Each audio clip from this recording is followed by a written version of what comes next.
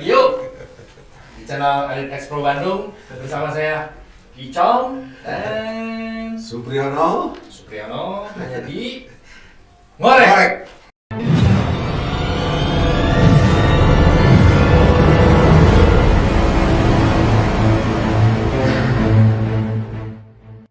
Ngobrol bareng X-Pro. Oke. Bang, sehat? Apa kabar? Harus sehat. Baik. Semangat hari ini? Harus semangat. Oke. Apalagi kita kedatangan Tangan dari jauh. bintang tamu yang luar biasa. Kalau kita flashback ya, dia pemain Indonesia dengan kelincahan, kegesitan. Gesit banget, lincah sangat. Iya, julukannya juga luar biasa ya kan. Ya kan. Saya masih ingat dulu ketika di Piala Asia ya. Piala Asia. Gol yang bersejarah ketika itu lawan Bahrain. Kemudian kuat atau kata ya itu. Kita tampilkan Budi Piton Sudarsono.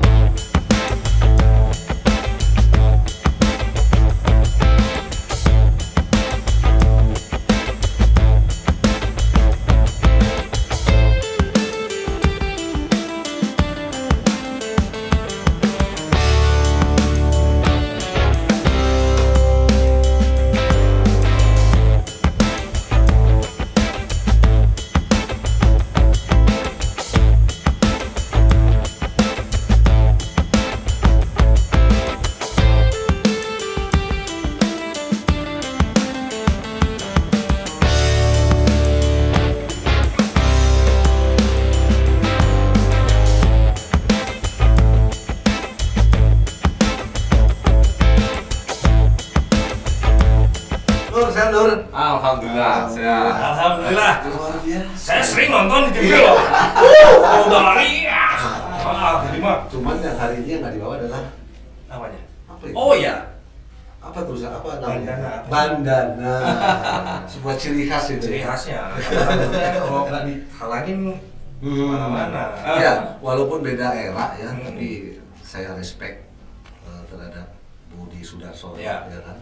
Bagaimana kontribusinya, bisa diceritakan ya prosesnya sampai tim nasional, kemudian kalau nggak salah sempat di Persib Bandung ya. Sempat, 1 tahun. Itu ceritakan dong, biar menjadi inspirasi untuk anak-anak muda kita. Ya, memang yang pertama saya berangkat dari orang kampung ya, di Kediri, apalagi bukan di kota, Siap. di kabupaten. Tepatnya di Desa Mino, Kecamatan Plemahan, Kabupaten Kediri. Ya. Dan di situ pun tidak ada SSB. Tidak ada Tidak ada SSB sama sekali. Nggak ada. era itu. Era itu tidak ada. Era itu. Kalau sekarang udah menjamur, Luar biasa. luar biasa di mana-mana. Di tempat saya itu udah beberapa SSB, Pak. Sekarang Tiap kampung ada. Iya, iya. Dulu zaman saya belum ada sama Belum ada sekali. sekali. Belum ada sama sekali. Tapi kebetulan di situ ada salah satu tokoh yang dia pecinta sepak bola. Oke. Yang penting dia punya apa namanya istilahnya ada peraturan dari dia di kampung itu umur 35 tahun ke bawah itu harus main bola. 35 tahun ke bawah. Itu kepala kampung atau gimana? Istilahnya ya bukan kepala kampung ya. Itu patut dicontoh itu. Ya. Saya harus cari orangnya itu. Tapi sudah berapa tahun sudah almarhum. Oh ya. Tapi memang sangat luar biasa lah untuk perjuangan di sepak bola. Itu dia keliling kampung. Oke. Keliling kampung pada saat kita latihan bola, dia keliling kampung. Lihat anak-anak yang seusia itu tidak main bola, ditegur sama dia. Ya. Tapi beliau itu cuma menyarankan bahwa sepak bola itu buat olahraga, buat olahraga biar kita sehat jasmani, itu aja sebenarnya. Belum ke arah ke profesional belum ada. Gitu. Yang penting olahraga. Gitu. Yang penting olahraga gitu aja. Jadi dia keliling ke kampung, dia nyari pemain istilahnya pemain yang di kampung itu kok kamu kok nggak latihan gitu. Padahal hari ini waktunya latihan gitu. Dia ditegur sama dia. Gitu. Yang 35 tahun ke bawah. Seperti itu. Jadi ada ya. Kalau minggu itu hampir satu kampung. Jadi main bolanya bukan 11 lawan 11. Udah kira-kira seadanya itu, Seadanya. 20 Dikasih kebebasan. 20 lawan 20, kayak gitu, seperti itu. Kita bagi aja 2 gitu. Bapak itu keliling-keliling, wah main bola gitu. Jadi intinya di situ adalah kalau kita ingat Indra Syafri, Coach Indra Syafri belusukan, iya. era itu beliau almarhum udah belusukan. Udah belusukan. Dan yang menarik lagi buat saya adalah bagaimana message yang sangat sedikit ya, tapi penting sekali bahwa mendorong masyarakat di situ, terutama anak laki-laki ya, untuk mencintai olahraga, terutama sepak bola. Itu Bapak itu sangat berpatokan sama ini mensana in corpore sano. Nah setelah itu kemudian dari 20 katakanlah yang datang 20 atau 40 main semua. Ya, udah main lah, pokoknya main, adu kaki itu zaman dulu kan senang kalau adu kaki. Kalau sekarang kan sudah zamannya sudah berbeda. Iya. Siapa kuat, siapa yang menang dulu. Kalau sekarang siapa yang pintar ya dia yang menang kayak gitu. Terus itu kalau kita hari Rabu, pokoknya tiga kali kalau nggak salah, Senin, Rabu, sama Sabtu kalau nggak salah ya. Itu baru yang anak-anak. SS kayak SS bukan SSB sih sebenarnya. Dia datengin pelatih, disuruh latih di situ. Apa ada yang penting dilatih apalah, yang penting main bola. Tapi alhamdulillah berkembang itu. Berkembang sampai terkenal lah di antar kampung lah, antar kampung di Kabupaten Kediri itu termasuk terkenal juga, namanya SSB Peta. Barulah muncul gitu ya. Peta ya. Itu baru terkenal di kampung, bukan di luar itu. Terus saya memang dari kecil istilahnya sudah dididik seperti itu, karena sepak bola itu kayak udah hobi gitu. Hobi banget lah, mengalahkan segalanya. Nah, otomatis saya harus mengembangkan nih bakat saya. Dan sekolah murah ketika itu. Iya. Tanpa sepatu pun oke lah. Tanpa sepatu pun oke gitu. Terus ke Jakarta lah, saya ke Jakarta. Kita pergi ke Jakarta, tujuannya itu dulu ada salah satu bapak angkat yang pengen menyekolahkan di Pelita Jaya. Pelita Jaya itu udah paling top istilahnya. Iya, salah satu klub profesional. Dan SSB-nya dia sampai ke bawah loh tuh. Diklat atau ya? Diklat, ada diklatnya, dari usia-usia kan ada dulu. Itu. Di Jakarta saya usia lulus SMP. Jadi SMP ijazah belum saya ambil. Itu saya udah pergi ke Jakarta. Udah pergi ke Jakarta karena pengen main bola. Kita mau makan nggak makan itu urusan belakang. Yang penting main bola. Yang penting main bola. Gitu. Yang penting main bola. Itu spirit. Iya. Itu mau kita digaji nggak digaji, itu yang penting kita main bola. Ada ya. Sing penting main bola. Itu yang penting bal-balan. Tapi ada kejadian itu. Kita diajak tarkam, dikasih uang 3.000. Nah 3.000 itu saya belikan Coca-Cola sama roti udah habis. Dan udah cukup itu. Udah cukup. Itu udah senangnya minta ampun. Gitu. Era itu sempat dibayar ya. Dibayar era saya usia kalau nggak salah keluar SMP itu usia 14 lah, 14 tahun lah, 14 15 lah. Itu menurut saya pertama kali saya main bola dibayar ya itu. Iya.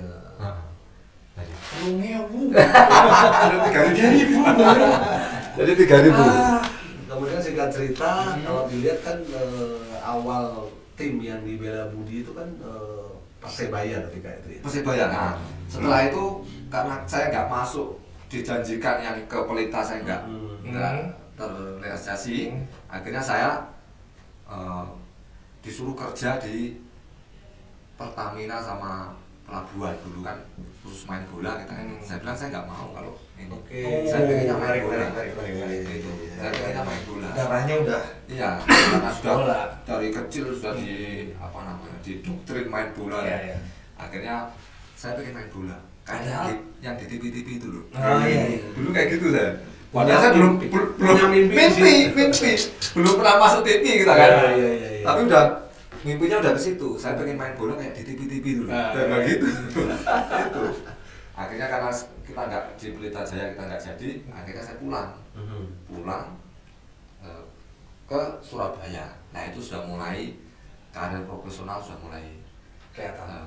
Yang awalnya cuma untuk sehat, tiba-tiba ada potensi hobi, karena hobi jadi sampai jadi pekerjaan, sampai jadi hobi lagi. Kalau dikasih pekerjaan nggak mau tadi. Nggak mau. Ya. Passionnya udah di bola. Pertamina. Iya. Dulu di Pertamina sama di Pelabuhan itu yang sejajar sama saya, dia sekarang masih kerja. Ada yang jadi kepala ini, apa jadi ini. Karena kita kalau dulu dia kerja di situ khusus main bola emang. Dia ada timnya khusus main bola. Jadi tim tanker kalau nggak salah. Tanker itu ya Pertamina sama Pelabuhan itu. Proses panjang berarti. Panjang ya. Kemudian kalau lihat juga kan bolak-balik ya Sriwijaya, Delta segala macam. Yang mulai saya di Persebaya itu. Saya ikut Fathahillah kan. Di Jakarta juga saya ikut Fathahillah namanya, tapi beda owner. Di Surabaya juga ikut Fathahillah namanya Pak Haji Amang Mulya. Baru beberapa hari yang kemarin dia sudah meninggalkan. Nah, itu yang saya sangat sedih sekali. Itu salah satu klubnya anggota Persebaya. Anggota Persebaya. Tapi kompetisi itu ya. Tapi pada waktu saya di situ belum. Oh belum. Dia masih ngurusin namanya KSI. KSI itu punya Pak Suroso Mangunsubrata, yang dulu manajernya Persebaya. Nah kebetulan yang ngurus Pak Haji Amang Mulya ini. Namanya Fathahillah, dia punya Fathahillah, cuma khusus di Tarkam ya. Khusus di Tarkam. Dia nggak ikut anggota Persebaya. Tapi akhir-akhir ini dia di anggota Persebaya. Itu di Tarkam. Saya tahu bahwa ada seleksi di Persebaya junior itu ya di Tarkam itu. Mulai kelihatan nih. Jadi saya dari tahun 94 di Jakarta, terus pindah di tahun 97 akhir lah ya. 97 akhir ke Surabaya itu sudah mulai Tarkam itu. Walaupun kita nggak main. Itu kebetulan teman-teman kita, pemain-pemain kita tuh senior-senior yang punya nama. Ya ada Jamrawi dulu di Fathahillah ya. Jamrawi. Ada Lulut Kristono. Lulut Kristono itu tukang jagal Barito ya. Barito kan. Terus ada Main bola apa? Identik. Identik. Itu identik. Dulu ada istilah gini. Benar. Orang boleh lewat, tapi bola jangan. Jangan. Itu prinsip orang dulu begitu memang. Kalau sekarang kembali. Itu Lulut Kristono. Bola boleh lewat, Orang jangan. tapi orangnya jangan. Kebayang nggak?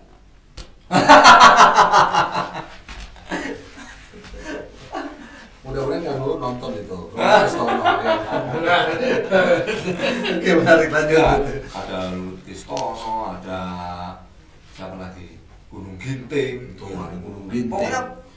Pokoknya pemain-pemain top Ya, lah, senior ya. senior lah. Kita masih junior, kita juga kadang main, kadang enggak. Nah, sisi menarik ketika dikolaborasikan dengan para pemain senior itu kan pasti ada yang bisa diambil dari mereka. Pasti. Saya dulu pokoknya tiada hari tiada menit atau tiada jam itu sepak bola yang saya pikirkan. Idola saya waktu itu. Saya Di era itu. Saya nggak punya idola. Luar biasa. Ya. Ingin jadi diri sendiri. Iya, tapi saya nggak ini ya. Saya pengen jadi pemain sepak bola gitu. Yang bisa masuk TV gitu. Ya, sama seperti itu. Saya idola, kebetulan saya nggak ada. Saya nggak punya idola. Inspirasi Kayak yang sekarang ya, kayak sekarang. Mohon maaf, yang sekarang ini banyak kan orang yang baru naik, terus saya mau foto sama orang yang supaya saya nanti bisa kayak dia gitu. Saya nggak ada. Saya ketemu Bejo Jackson itu dari saya di junior Persebaya nggak pernah ya. Mungkin karena foto dulu belum ada. Salah satunya mungkin itu. Tapi emang saya nggak begitu suka dengan style, karakter, gaya itu tidak ada yang. Nggak ada. Orang sekarang kan anak sekarang pengen Ronaldo lah. Ya, pengen Ronaldo. Messi, Nggak ada. Febri segala macam gitu. Saya yang penting mana yang apa namanya, yang positif buat saya ambil tuh ilmunya. Kayak kita lihat pertandingan gitu, bukan golnya yang saya lihat bagaimana prosesnya nih, pemain striker itu seperti apa, nah, ngopernya itu seperti apa, yang ngoper yang paling bagus itu seperti apa, itu saya contoh di situ. Terus ketika memilih posisi, kenapa memilih seorang striker di situ? Nggak tahu ya, mungkin naluri aja. Naluri saya dari junior, dari itu memang striker ya, striker nomor punggung 9 dulu saya. Oke. Identik ya. Identiknya 9. Oke. Striker kan 9. Jadi saya di Jakarta Tarkam tuh 9. Jadi di junior Persitara itu saya pernah juga 9. Nah, setelah udah menginjak ke profesional yang pertama itu, saya beralih ke nomor 13. Nah, itu ceritanya itu kitman-nya Persebaya, namanya Pak siapa itu ya, saya lupa itu dia bilang yang penting kamu jangan pakai nomor 13 karena baik kita mengira. Kalau nomor 13 itu angka sial, di sini nggak ada yang mau pakai. Betul. Dia bilang gitu. Mitos yang ujungnya adalah terpatahkan. Dan saya juga punya pengalaman ketika di Salatiga pun saya juga nomor 13. Nah dari situ terskouting terlihat ya nomor 13 itu. Jadi kalau orang mengatakan bahwa nomor 13 siap, alhamdulillah kita sudah mampu mematahkan mitos tersebut. Iya, itu menurut saya mitos, karena di dalam diri saya itu tidak ada yang namanya tidak mungkin, nggak ada. Semuanya baik ya nomornya. Iya. Jadi istilahnya kalau kamu nanti pakai nomor ini nanti kamu sial. Jadi di diri saya itu nggak ada. Diri saya itu positif terus. Jadi di diri saya itu nggak ada yang di dunia ini tidak ada yang tidak mungkin. Kalau saya begitu. Yang penting kita mau berusaha. Nah, seumpama kita tidak tercapai berarti belum takdirnya. Kalau saya begitu. Jadi saya nggak ada yang tidak mungkin. Kalau yang di atas sudah memberi, seperti orang membalikkan telapak tangan. Intinya harus berani mencoba ikhtiar ya. Harus kita lawan. Apalagi saya tuh orangnya senang berpetualangan, senang hal-hal yang baru tuh saya pecahkan gitu kayak gitu. Tantangan. Suka tantangan. Saya tuh suka tantangan. Kayak di klub kan berapa klub saya tantangannya itu karena saya lihat di TV itu di liga-liga kayak dulu kan Italia kan. Itu jarang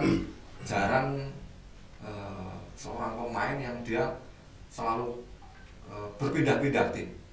Nah, karena biasanya kalau dia berpindah tim, dia menyesuaikan itu adaptasinya agak lama dengan pelatih. Nah, itu yang saya pecahkan di situ. Gitu. Makanya saya tantangannya di situ. Bisa nggak saya itu akan bersinar di tim yang seperti ini, perform nggak di situ kan biasanya kayak gitu. Nah, tapi ada juga yang kita yang bersinar, ada juga yang tidak bersinar kan seperti itu. Berarti starting awal di Persibaya. Persebaya, Deltras, Persebaya, Persija. Persija. PON dulu kan, Persebaya, PON itu. Nah, itu PON itu sudah mulai. Di situ Persik 2 kali, Sriwijaya 2 kali ya. Jadi dari Persebaya satu musim saya pindah ke Persija, walaupun ada agak kontras karena pelatih yang dulu megang saya dibilang ngapain kamu di Persija.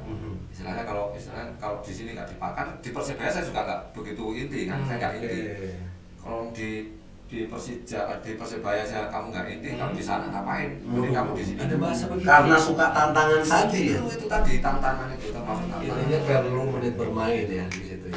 Akhirnya kita ke Persija. Nah, di Persija itu bukan materi pemain, bukan kelasnya kayak ini, enggak, lebih bagus lagi menurut saya. Orang 4 striker itu saya itu nama terakhir. Itu di situ ada Bambang Pamungkas, ada Gendudoni, Widodo Cahyono Putra. Sudah masuk timnas semua. Kita baru mulai karir di profesional. Dan harus perlu adaptasi lagi. Perlu adaptasi gitu. Dengan gaya karakter pelatih yang baru ya. Iya. Tapi alhamdulillah saya top skor pada waktu di musim awal di Persija itu. Setelah dengan Persija itu jadi top skor. Saya di Persijanya saya Di Persija top skor di Persija. Oh iya. Nasional kurang 2 Iya. kalau nggak salah. Kalau nggak salah tahun 2000 itu top skornya Bako Sadiso. Iya. Itu kalau nggak salah. Saya Bako Sadiso itu berapa? Saya 19 kan. Oke. Kalau dia 21 saya 19. Itu top skor. Jadi kalau di total selama berkarir itu hampir 150 lebih ya untuk cetak gol ya, baik itu di klub atau di tim nasional. Saya yang saya ingat cuma itu doang. Pasti ada momen-momen Ya. yang momen yang apa namanya yang menarik, yang memiliki sejarah ya. Ya. Kalau pas tadi dari awal saya katakan bahwa Budi pernah mencetak gol di Piala Asia ketika itu. Untuk di klub mungkin klub yang paling berkesan kira-kira klub mana? Kalau berkesan tuh mungkin di Persija. Persija. Persija. Mungkin Persija karena berkesannya gini. Itu tantangan terbaru saya, maksudnya tantangan yang baru lah buat saya. Karena saya baru berkarir di profesional, bagaimana saya bisa berkembang kan. Itu usia berapa tuh? Saya usia nggak salah berapa ya, 20 apa? Wow. 20. Sama kayak Bambang itu hampir sama sih. Gitu. Tapi Bambang Tapi juga usia 20 mampu menembus tim inti. saya nggak inti sebenarnya. Oh, super sub. Nah, super sub. Saya di Persija nggak inti. Setiap saya masuk, saya masukin. Tapi yang menarik itu tidak inti, tapi bisa jadi top skor. Iya kan? Itu dia. Ketajamannya kan luar biasa Iya. instingnya. Gitu. Terus ada satu lagi nih, tadi kan berbicara nomor 13. Ya. Ya kan? Julukan Piton itu berawal dari mana? Nah, kalau julukan itu kan Apa karena gesit, lincah? saya juga kurang tahu ini ya. Yang julukin itu saya juga lupa. Mungkin seingat saya mungkin yang julukin itu supporter Persija misalnya. Atau karena dulu mungkin tadi ya kita flashback yang tadi waktu di kampung 20 pemain datang ini 20 itu kan banyak orang itu. Berarti kan dihadapkan pada banyaknya pemain kemudian melewatin satu Iya. dua liak-liuk seperti itu. Terbiasa. Mungkin sudah terbiasa karena dulu prinsip saya sebagai striker, saya kalau nggak ngelewatin orang seperti sayur tanpa garam. Bukan kalau tidak cetak gol ya. Bukan, ngelewatin dulu kan. Kalau Oke. biasanya kalau kita kan banyak tekanan kan. Hmm. Di apalagi kalau striker kan tekanannya banyak itu. Kalau kita nggak ngelewatin, pokoknya saya punya bola itu harus ngelewatin lawan. Iya, Istilahnya gitu. Itu Oke. kalau ngelewatin lawan kan otomatis selanjutnya harus cetak gol kan itu. Iya. Tapi kan harus prosesnya kan seperti itu kan dulu. Nggak kayak sekarang. Bagaimana caranya kita tidak melewati lawan tapi cetak gol. Iya. Kalau sekarang kan gitu. Kalau dulu enggak. Kalau dulu kita ngelewatin lawan dulu baru cetak gol. Iya. Nah, karena jarang dulu kita diajarkan bahwa kita menerima bola di belakang Iya. defend lawan gitu. Betul. Baru yang terbaru lah istilahnya metode yang baru ini. Kalau dulu kan kita mintanya kan di bawah cari, apalagi kita seneng nyari bola. Bukan ruang bukan tipe striker yang Nomor bersembunyi bola. 9, dari tembok pemain Ya, itu. bukan itu. Saya striker yang emang saya seneng nyari bola. Gitu. Dan bola itu nanti saya olah bagaimana untuk cetak gol itu. Kalau julukan itu kan mungkin dari supporter ya, bukan kita yang ya karena kelincahan, kegesitan gitu. orang kalau di rumah itu saya kan rumah juga halaman juga nggak begitu luas. Dulu saya juga dari kalangan menengah ke bawah, bahwa saya dulu tukang bangunan, ibu saya juga di tukang tani, itu rumah saja, rumah tangga. Itu yang lebar lahan di tempat saya itu, depan saya itu kuburan. Gitu, tempat makam itu. Saya sering latihan di situ. Jadi driving bola, melewatin nisan itu patoknya orang mati gitu. Emang di situ udah kayak seperti lahan saya, emang di situ. Intinya saya main di situ, orang meninggal juga saya juga ikut ini dalam waktu itu ya. Itu emang sudah kayak tanah saya istilahnya seperti itu dulu. Itu menarik kan Icam? Sangat menarik. Jadi memang ketika tidak dilatih memang kebiasaan itu tidak akan muncul, Iya, otomatisasi itu juga tidak akan terjadi. Gitu. Iya. Ini adik-adik semua, orang tua, ya kan, teteh-teteh, Iya. ini menjadi sebuah inspirasi yang sangat baik ya. Sangat berinspirasi. Bagaimana ketika anak-anak muda menjadi pemain bola itu memilih posisi striker nih, ya kan, tidak hanya cetak gol, Ya. tapi harus punya kelincahan, kecepatan, kegesitan, ya kan. Iya. Nah ini perlu ditiru nih kiat-kiat resep yang diberikan oleh Budi Sudarsono ya gitu. Intinya latar belakangnya bukan hanya harus dari orang yang punya duit, Benar. asal ada kemauan, niatnya tinggi gitu. Karena memang saya mengatakan bahwa 80% maaf ya kan, para mantan ataupun yang pernah berbaju tim nasional itu memang rata-rata kehidupan ekonominya memang Iya. dari sepak bola lah, Sepak bola. ingin memperbaiki kesejahteraan. Kalau sekarang kesibukan? Sisi lainnya, Sisi lainnya? biasanya kan sekarang udah ya berarti ya? Saya udah tinggal satu langkah lagi. Pasti ada perbedaan ketika menjadi pemain Ya. dan sekarang mendapat kesempatan untuk menjadi seorang pelatih. Ya, pasti itu pasti ada. Hmm. Karena kalau pelatih sama pemain itu kan berbeda. Iya. Job desk-nya juga berbeda, beda banget lah. Kalau pelatih kan mencontohi. Iya. Nah, kalau dulu saya memang kan menurut saya sendiri, saya ini pemain sepak bola yang sangat bandel. Gitu. Kalau nggak mau dengan, saya nggak suka dengan istilahnya dengan anak-anak saya, kalau saya nggak ini, saya langsung mengungkapkan kalau saya. Oke. Saya dulu dari Sportivitas pemain. ini Ya. yang ditonjolkan itu ya. Jadi kalau seumpama contohnya nih, istilahnya saya mau habis main besok latihan, saya nggak mau, saya harus rest dulu. Kalau seumpama saya ada ini, saya tinggal. Ada recovery. Saya agak bandel lah dulu, agak bandel masalah itu. Izin 1 hari, datang 3 hari. Memang seperti itu. Iya, iya. Tapi saya akui lah, itu memang saya akui. Tapi kalau untuk jadi pelatih nggak bisa seperti itu. Oh. Kita harus mencontoh yang terbaik. Bagaimana pemain itu jadi yang baik itu kan mencontohi pelatih dulu yang pertama. Gitu. Nah sekarang apa namanya mungkin masalah contohnya masalah disiplin waktu aja. Kalau saya dulu waktu sampai saya didenda sama di timnas itu Van Koller itu 1 juta saya pernah. Itu di Pelasia ya. Gara-gara apa tuh? Ya gara-gara Telat datang. telat datang. Kalau orang bully kan harus on time. Gitu. Kita jam 9 kita datang jam 9 lebih 5 ini baru kita datang. Nah, itu denda. Itu ini.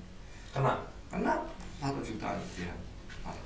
Itu masa yang mengajarkan istilahnya profesional dalam diri saya bahwa kita sebagai pemain sepak bola nggak bisa seperti itu. Iya. Nggak bisa. Kita Ada harus masukan juga. harus taat dengan aturan.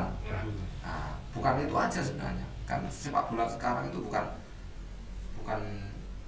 kita mempunyai skill yang bagus, tidak. Yes. Nah, di luar itu kita harus punya. Di luar sepak bola kita harus punya. Itu attitude, Respect-nya, respect dan ya. sebagainya. Di luar sepak bola. Betul.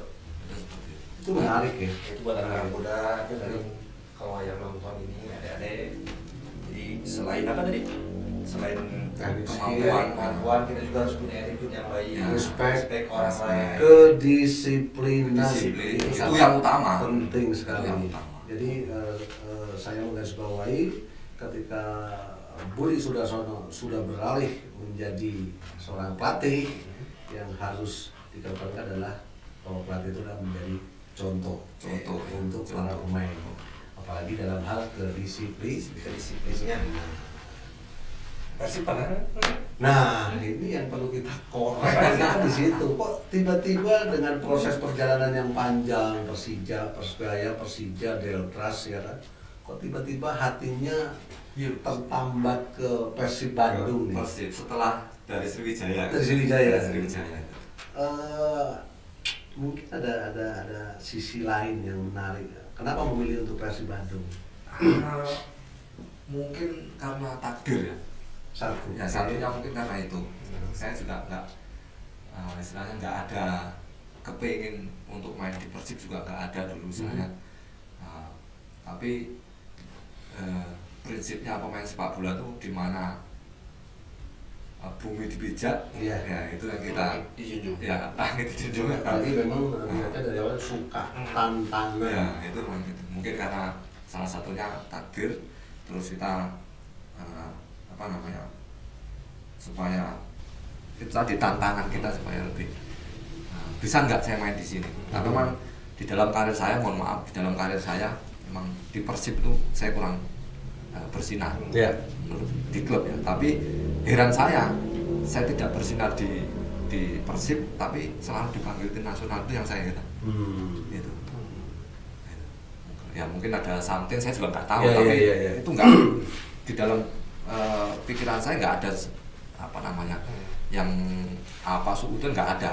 Ya, Itu cuma karena proses, mungkin karena Ya. itu tadi yang saya bilang takdir seperti itu yang kita harus jalani. Betul. Itu. Kali waktu itu kan Budi kan sempat di timnas tuh 2004 Piala Asia, ya 2007. 2004 yang Piala Asia. Betul. Saya dari pertama timnas dari SEA Games Malaysia itu tahun 2001 persiapan Piala Dunia kita ikut Ya. dari 2000 itu makanya saya di Persija belum setahun saya sudah ke tim Timnas. nasional. Ya. Nah, jadi untuk timnas pelajar usia under berapa saya belum pernah.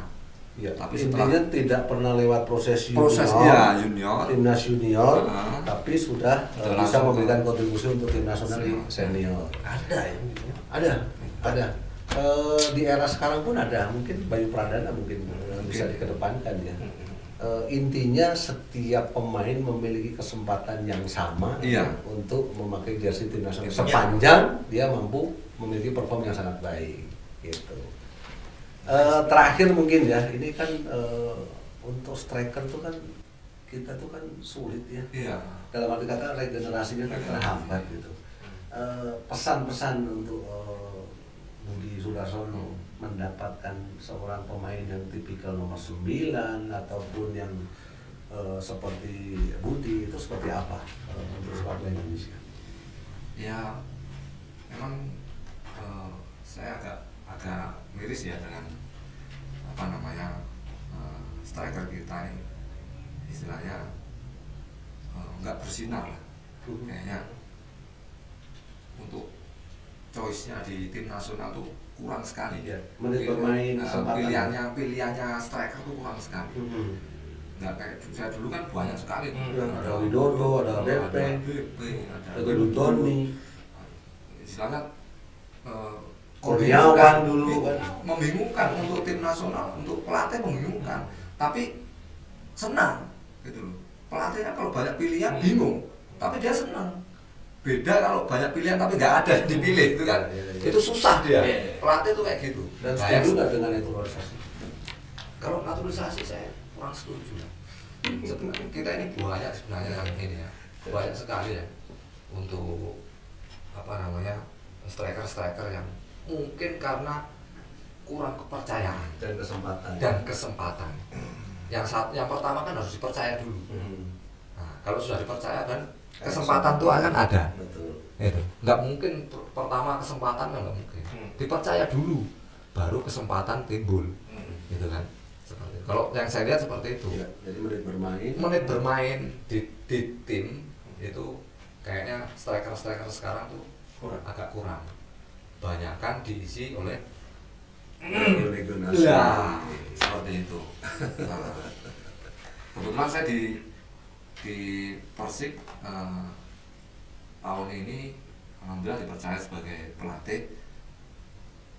Pemain yang ada, apalagi yang dari lokal di apa namanya asli Kediri itu yang saya godok, yang saya poles, itu saya lebih senang. Tapi Memaksimalkan potensi lokal ya. memaksimalkan potensi lokal. Tapi kan sepak bola nggak seperti itu. Iya. Harus profesional. Mana yang terbaik walaupun dari luar kita kan nggak seperti itu, nggak mengaca dari lokal saja. Lokal boleh, tapi lihat potensinya, lihat kemampuannya. Kalau saya profesional, jadi kebanyakan yang sekarang yang saya latih itu memang banyak pemain-pemain lokal. Ya, jadi caranya dan motivasinya itu kayaknya nggak seperti dulu lah. Iya. Saya bukan mengecilkan ya. Betul. Harus kerja keras. Kita kalau mau jadi pemain apalagi striker harus kerja keras yang sangat luar biasa. Mental harus kuat sih. Wah, bukan mental aja. Semuanya harus sudah prepare kita dalam kalau kita mau jadi pemain yang striker yang handal di Indonesia seperti itu. Harus seperti itu. Harus prepare semuanya. Ya. Bukan mental doang. Gitu. Mental juga, kemampuan juga dan sebagainya. Cara kita juga itu. Dan jangan dilupakan kecerdasan ya. Itu pasti. Yang sekarang sepak bola sekarang ini yang bermain. Gitu. Betul. Gitu. Ini yang bermain, bukan otot. Kalau dulu kan itu. Otot ya. Siapa yang kuat, Okol dan akal. nah, siapa yang kuat dia akan menang. Kalau sekarang enggak. Siapa yang pinter dia akan menang. Nah, itu. Oke, Kang Icong, menarik itu. Sangat menarik, sangat menarik. Harusnya panjang lagi ya. Masih Waktu. banyak. Mas Budi, thank you banget udah bisa datang di Elite Expo. Sama-sama. Kita sangat hargai waktunya. Ya. Dan mudah-mudahan bisa selalu support ya. Mudah-mudahan Kita bisa. Elite Insya Expo Allah. membutuhkan ya. Mungkin satu yang ingat yang mau saya utarakan. Piton kan julukan dari supporter, bukan kita yang ini. Nah kebetulan 13 itu kan kita yang memilih karena kita pengen tantangan. Yes. Jadi Piton sama 13 itu saya sandingkan, Kolaborasikan. saya kolaborasikan sekarang jadi Piton. Piton 13. Nah kebetulan kita Trademark ya. ya Merek dagang. ini sekarang Luar jadi biasa. jadi brand saya sekarang. Siap. Jadi brand saya untuk istilahnya kecil-kecilan lah untuk punya merek sendiri. Guys, 13. support produk lokal. Ya. Itu Cintailah Cintailah produk Indonesia. Indonesia. Tapi yang menarik adalah dengan Piton 13 minimal seorang Budi Sudarsono mengapresiasi ya. julukan dari para supporter Supporter. yang mencintai Budi Sudarsono dan mencintai sepak bola Indonesia. Thank you banget. Sehat Sama-sama. selalu. Amin. Budi. Sehat selalu. Ya. Oke, guys. Sekarang udah kejamannya begini. Oke, rekan-rekan semua, thank you banget sudah nonton kita dari awal sampai akhir. Kita udah datengin Mas Budi Piton. Ya. Nanti masih ada lagi, akan ada gelandang lagi nanti yang didatengin. Betul. Kiper udah, penyerang udah, Iya. pemain bertahan udah, gelandangnya tinggal nanti siapa? Penasaran? Ikuti terus channel kita. Oke? Sampai jumpa di channel berikutnya. Thank you. A jolt and then you'll die.